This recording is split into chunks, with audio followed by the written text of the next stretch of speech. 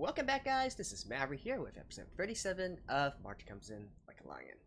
So, in this arc, which is currently underway, we've got Soya and Ray with their little showdown here, right? Even though it's just an exhibition match, clearly nobody thinks of it as just an exhibition match. Not the sponsors, not the association, not the media, and most of all, not Ray himself either. We're probably going to have some sort of growth here as well. Maybe allow Ray to approach Shogi, or perhaps even approach his life from a more I don't know, from a more mature perspective, perhaps. And then, of course, we will also be taking a look at Soya and the problems he has, because he's clearly kind of out of it as well, right? So, in any case, in the last episode, they just sat down for the first match. Let's get right into it. Alright, let's begin in 3, 2, 1, play. White Storm Part 2.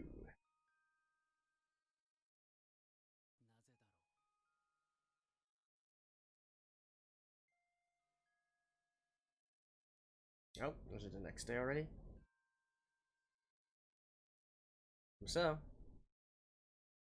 Wait, what? Oh. That's when he was a child.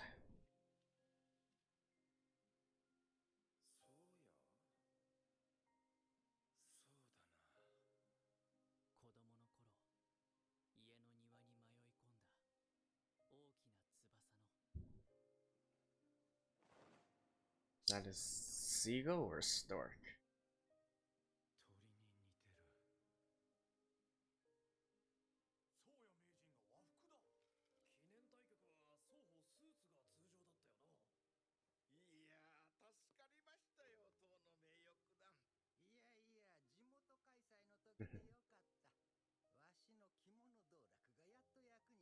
I have to say the kimono suits him very well.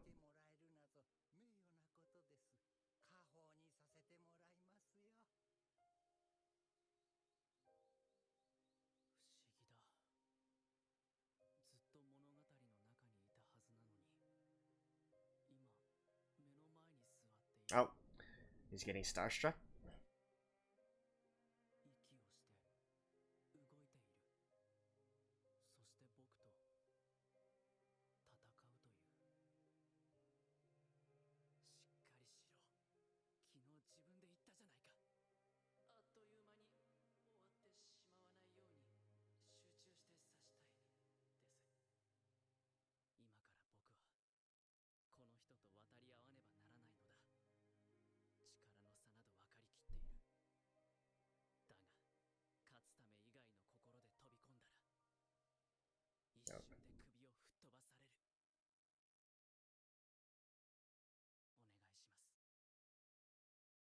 And yep, opening.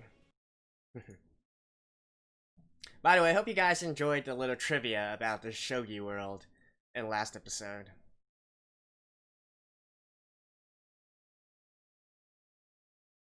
Although, like I said, this series doesn't really, Shogi is more of just a medium to tell the story.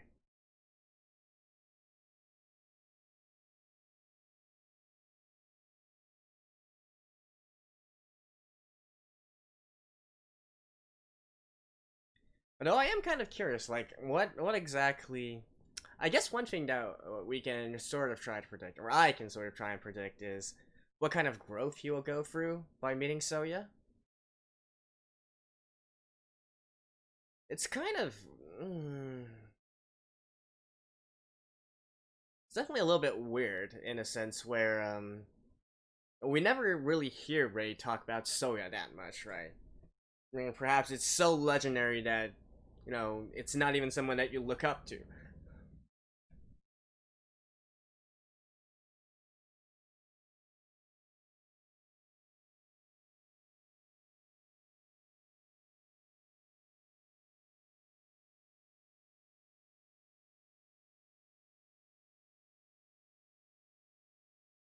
Alright.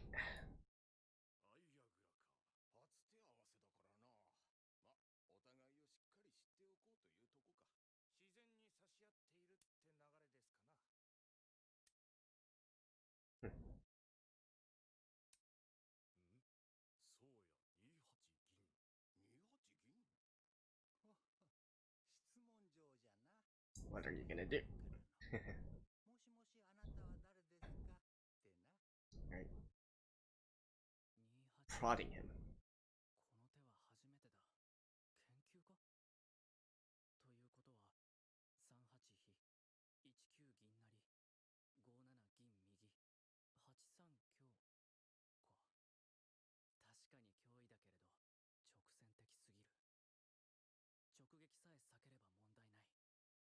ああ。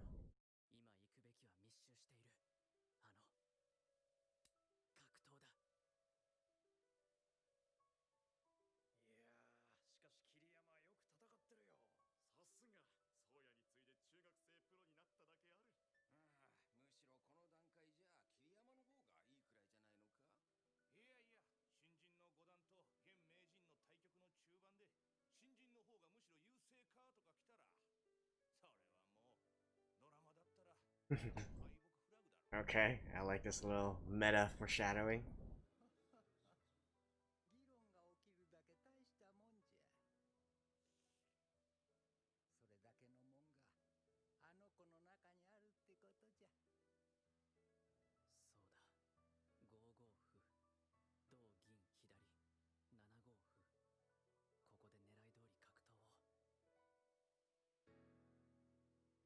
And that's where you lose.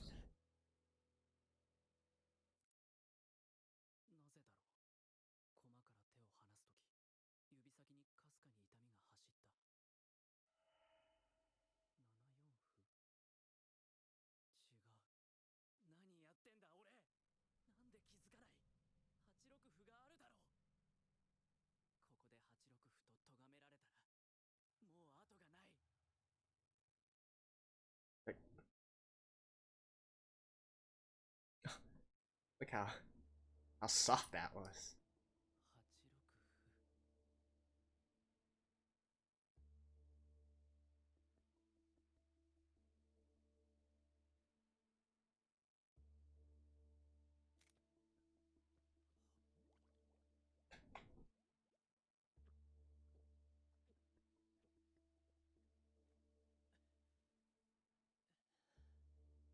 Alright, don't give up here.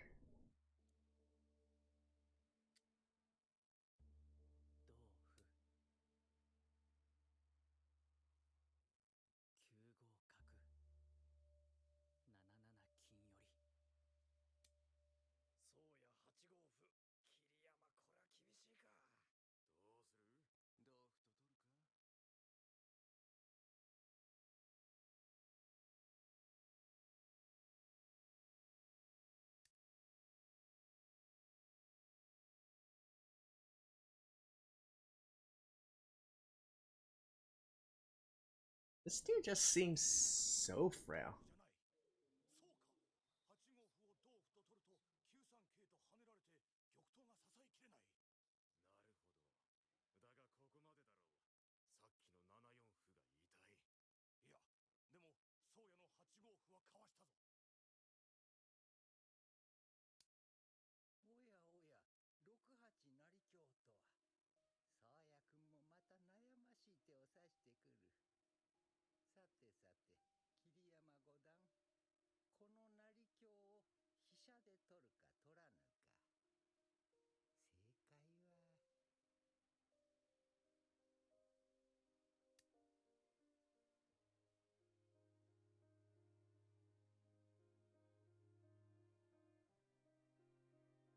What?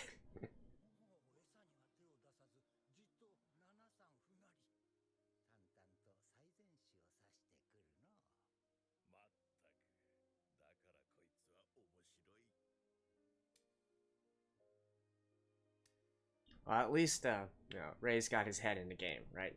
No other distractions or whatnot. Yeah, see?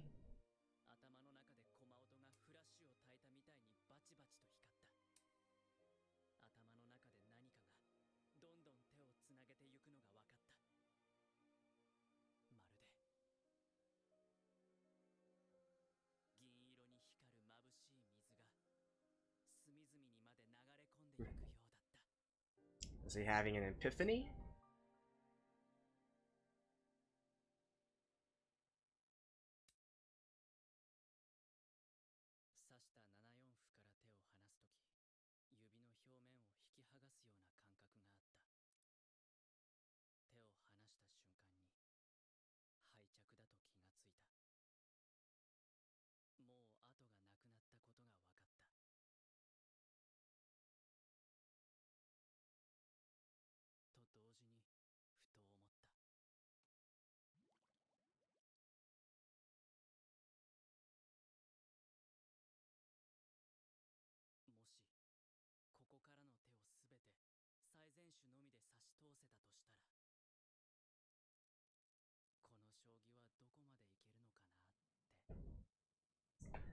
at the game of a very positive outlook.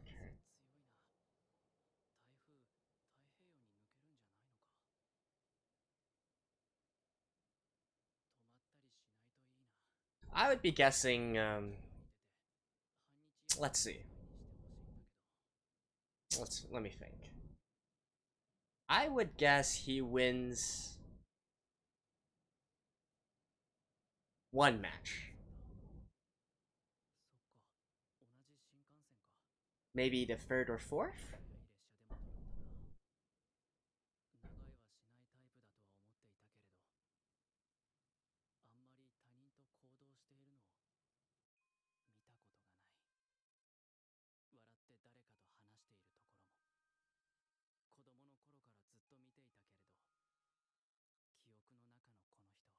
The isolated genius. So are you going to be the one to connect to him, Ray?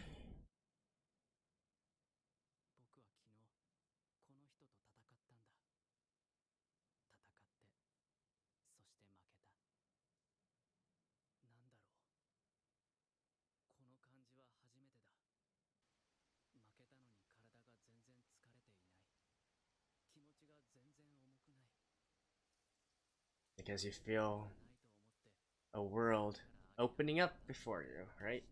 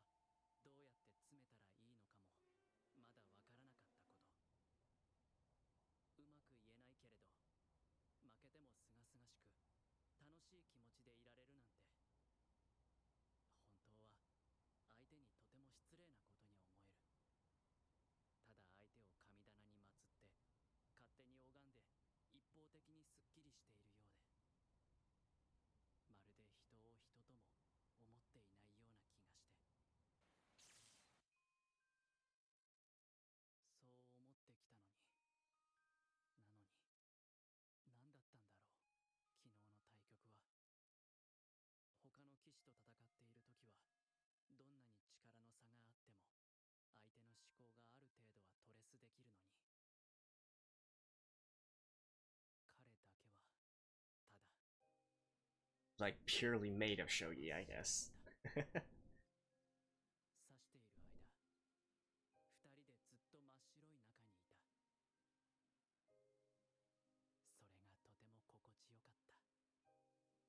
Or is it because you're both loners?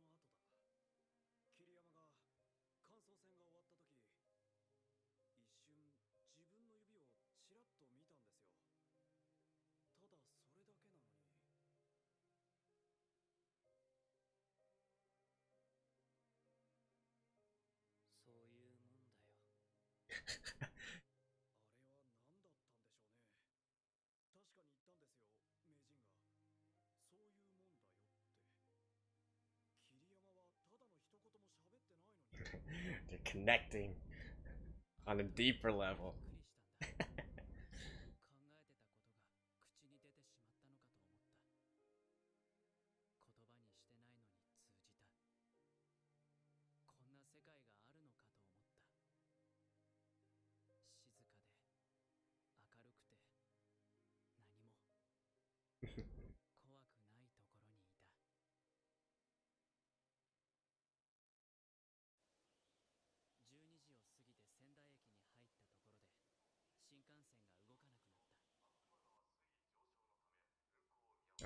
So are they gonna be stuck together at a station?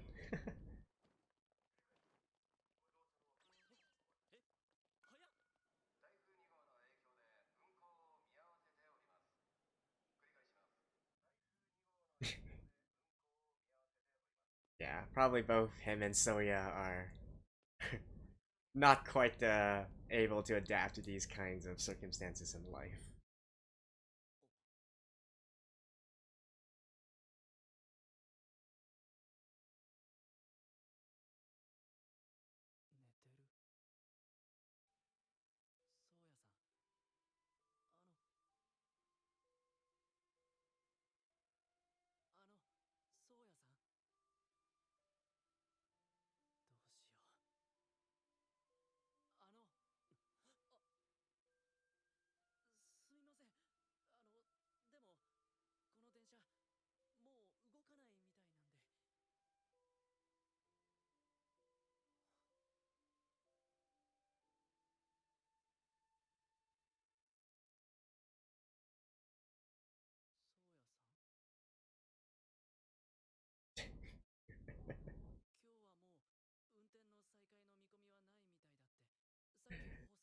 He's like a baby.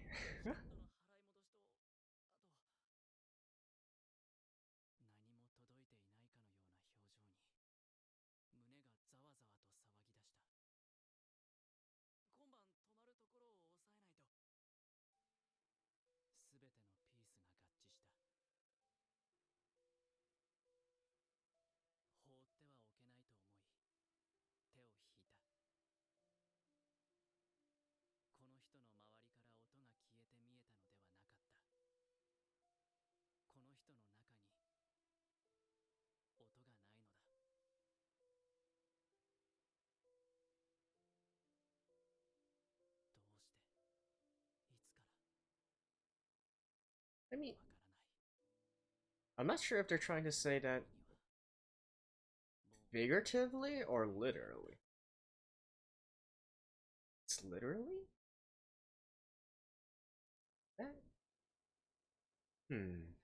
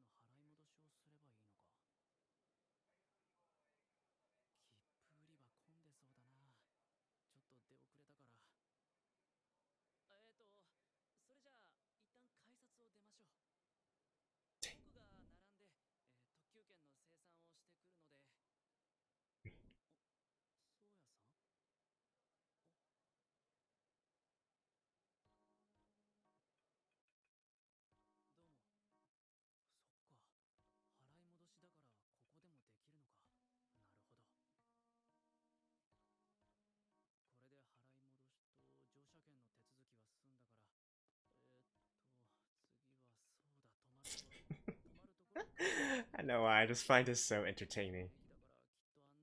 Yeah, just follow his gaze. That's how he's communicating.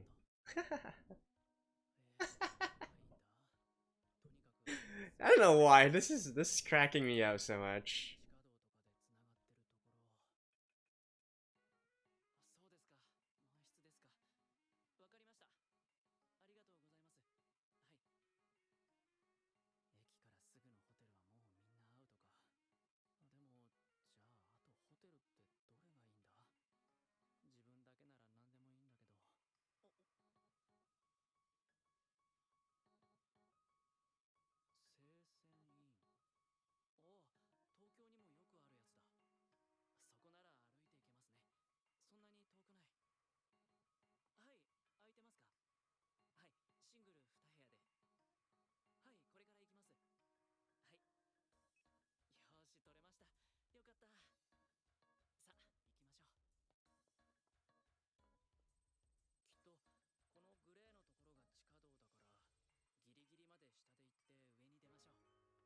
So he's not actually a complete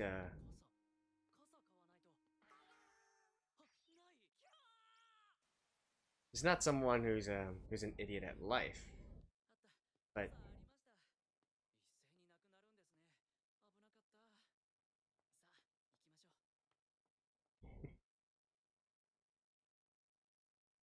What now?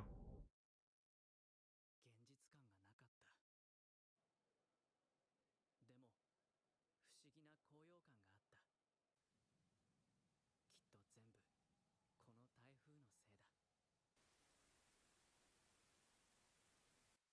きっと全部この台風のせいだ。お、タクシーすごい列。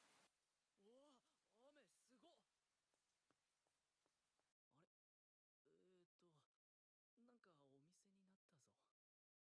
れ、なんかお店になったぞ。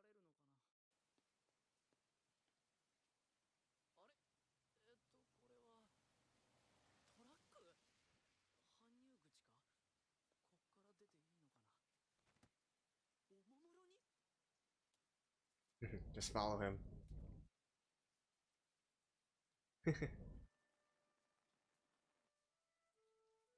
Let me show you the way. Young Padawan.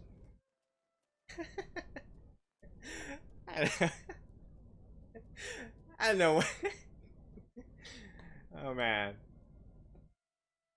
Am I the only one that feels immensely entertained by this?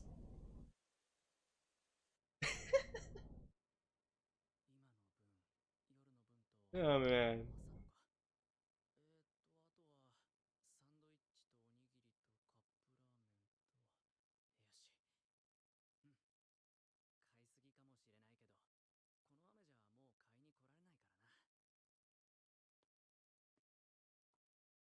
合計で1540円です。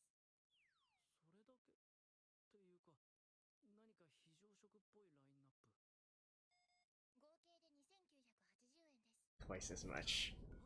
あれ、そんなに？ありがとうござい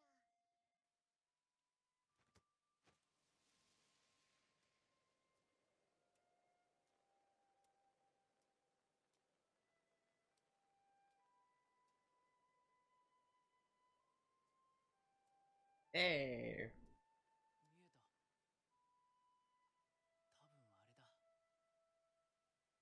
あれだ。Guess maybe he's been here before? Ah! That's it! Damn! Alright. Damn it, I had to keep singing. Their interaction, man. It's so fun. Alright, see you guys after this. Alright, there's actually a little bit more after the ending, so let's watch the remaining in 3, 2, 1, play.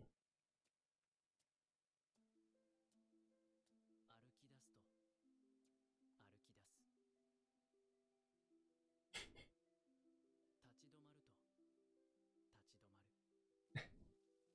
立ち止まる。What the hell is this?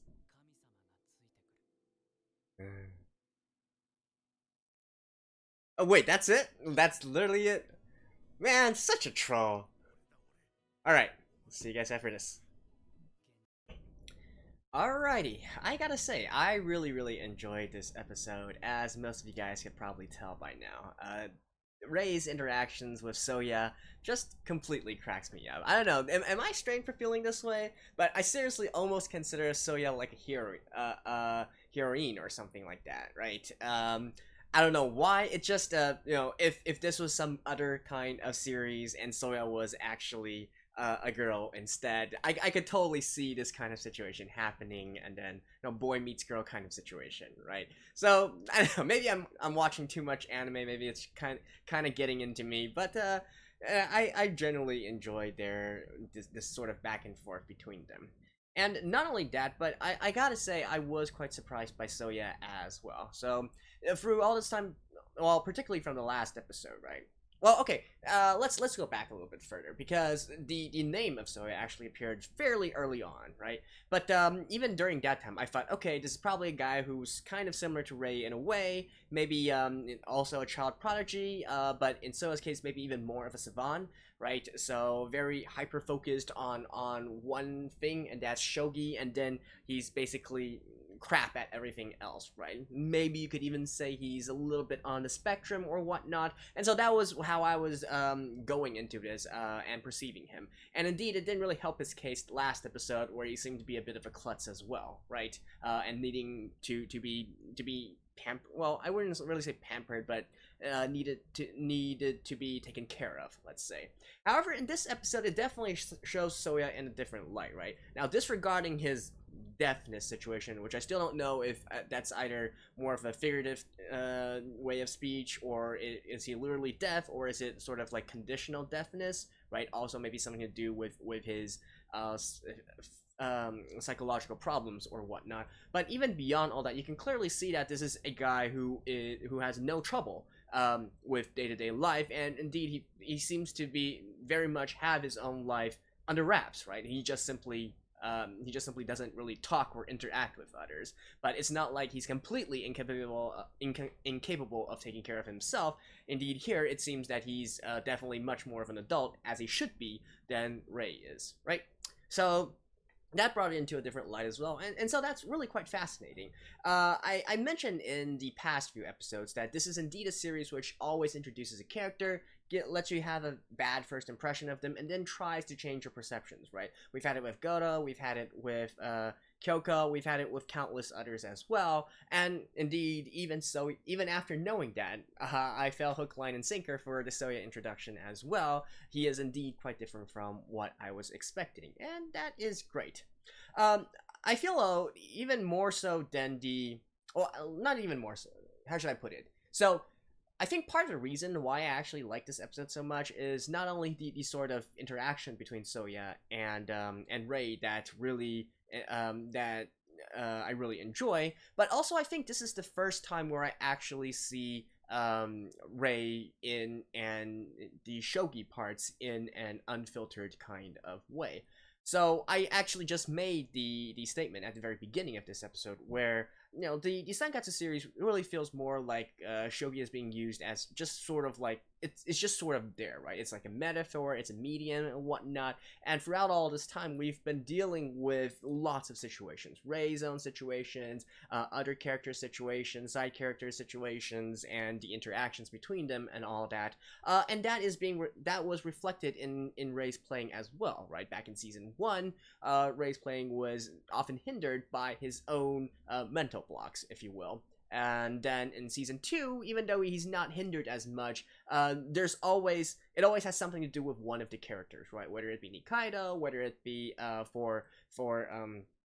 whether it be for Hina, or something or another, right? There's always something that's it's always not just Shogi in of itself, but it's always tacked on with something else, right? Something else is happening in Rei's life that is sort of driving him, motivating, or indeed even hindering him in some cases.